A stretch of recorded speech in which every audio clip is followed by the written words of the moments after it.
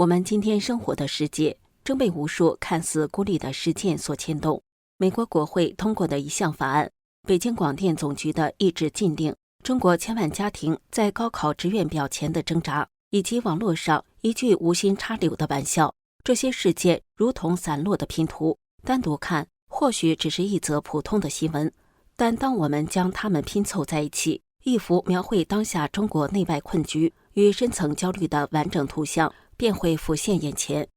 大家好，这里是大时局百闻纵横，我是王真。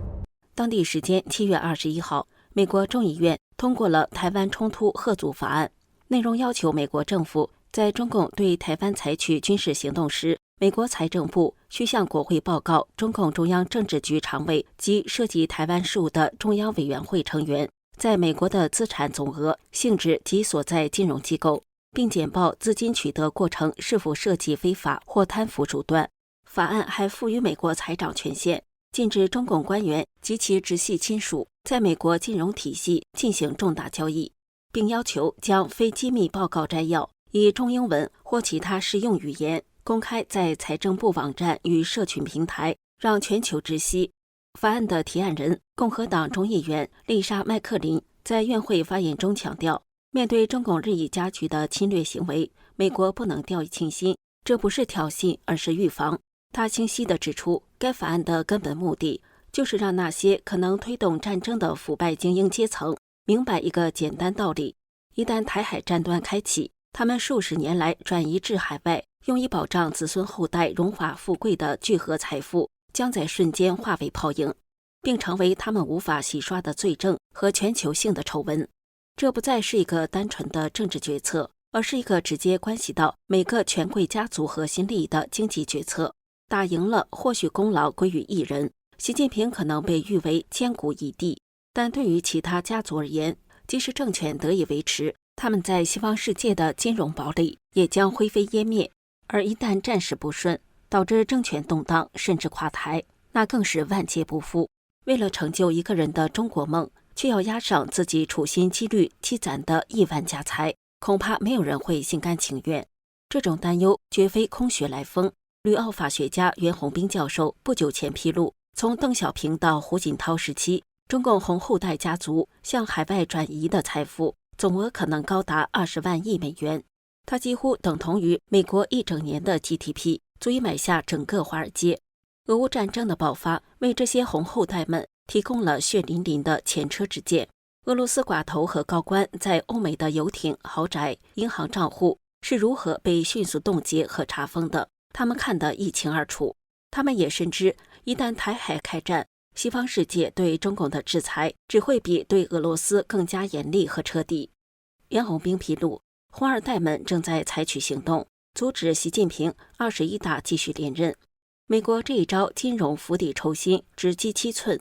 其威力或许远非纯粹的军事围堵所能比拟。如果说台湾冲突吓阻法案是来自外部的精准打击，那么中共在宣传领域则正面临着一场源于内部的自我崩塌。中共国家广电总局网络视听司7月21号发布一则管理提示，称今年是所谓抗日战争胜利80周年，拍抗战微短剧是好事，是弘扬主旋律，表达家国情怀。但是这份提示罕见地对近年来泛滥成灾的抗日神剧提出了严厉批评。总局明确要求相关题材的微短剧创作要避免主角个人能力超强的悬浮设定，避免违背军事常识和历史事实的奇功神迹，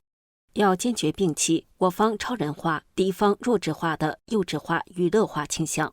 此令一出，舆论哗然，网络上充满了辛辣的讽刺和嘲笑。微博上有网友说：“我还沉浸在手撕鬼子、乘气球逃跑、骑自行车打敌人、机关枪打飞机。”一发子弹能飞800多里的剧情里无法自拔。我不是严谨的理科，剧情的不合理一晃而过，没有探究。但是当时这些抗战神剧真把我看得一愣一愣的。人文艺术博主马志海更是一针见血地指出，一刀切了被神剧喂养的整整3代人面临断炊断粮的绝境。因为这次的要求是杜绝。他还配上了一段被称为抗日神剧惊现赛博打击的视频，其荒诞离奇的程度堪称对观众智商的公开羞辱。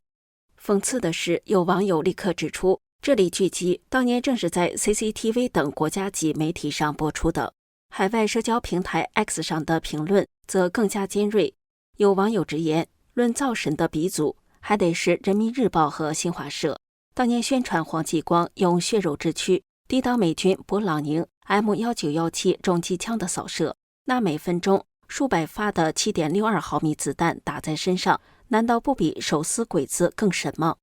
而另一位网友则点破了宣传部门当下面临的终极困境：不让拍神剧，又不让拍国军，你告诉我们到底该怎么拍？难道要拍共产党在敌后战场如何与日军暗通款曲，如何偷袭国军友军，如何趁国难扩大地盘的真实历史吗？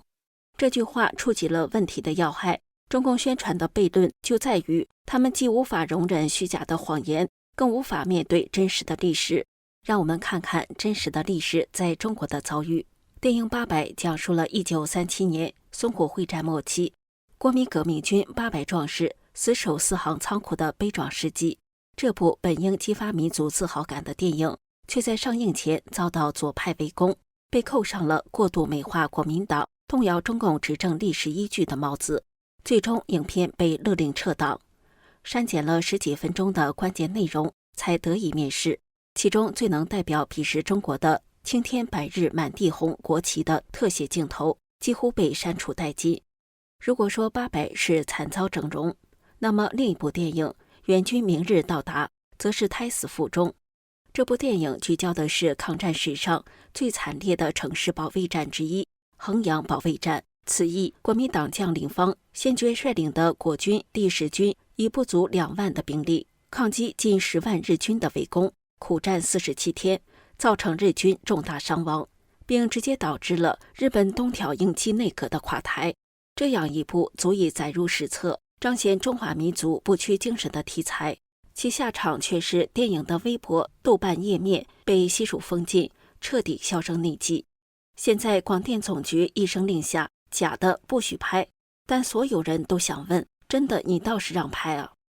如果说宣传的困境反映了中共对过去的叙事危机，那么今年高考录取所呈现出的诡异风向，则敲响了全社会对未来的信心警钟。在过去的几十年里，考上一所好大学，特别是985、211名校，被视为是通往美好未来的康庄大道。但2025年的夏天，这一切似乎都变了。曾经被奉为圭臬的名校光环、长期主义，正在被一个更为残酷和现实的词语所取代：确定性。什么是确定性？在家长和考生眼中，他们被简化为3个具体的目标：保就业、保考公、保读研。换言之，大学的选择不再是为了探索星辰大海，而是为了毕业后能立刻抢到一个体制内的铁饭碗。于是我们看到了魔幻的景象：上海海关学院，一个2本院校，录取分数线飞升到能跟中等985大学掰手腕。为啥？因为毕业有编制，能参加公安联考啊，这就是确定性。与此同时，皇帝的女儿也愁嫁了。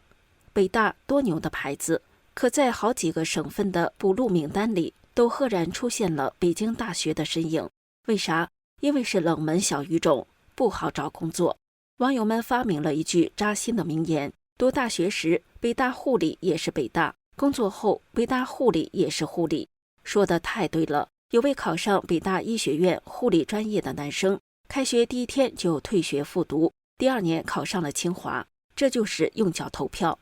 这背后是整个社会对未来的极度焦虑，青年失业率持续高位运行，民营企业在经历了多轮政策打压后风雨飘摇，曾经被视为高薪保障的互联网、金融、教培等行业，如今都已光环褪去。当整个社会的经济预期转向悲观，那种相信可以通过个人奋斗在市场经济中闯出一片天的昂扬之气，便被一种活下去就好的底线思维所取代。当外部的压力越来越大，内部的信仰开始崩塌，社会的希望逐渐渺茫，民心会以何种方式来表达他的真实想法？在一个严密审查的环境里，答案往往隐藏在一些看似无关的网络迷因之中。日前，一位广东的博主发布了一段科普视频，用快节奏的方式列出了中国历史上主要王朝的国祚时长。评论区和弹幕中，网友们并没有讨论历史，而是近乎一致地刷起了同样2个字：催更。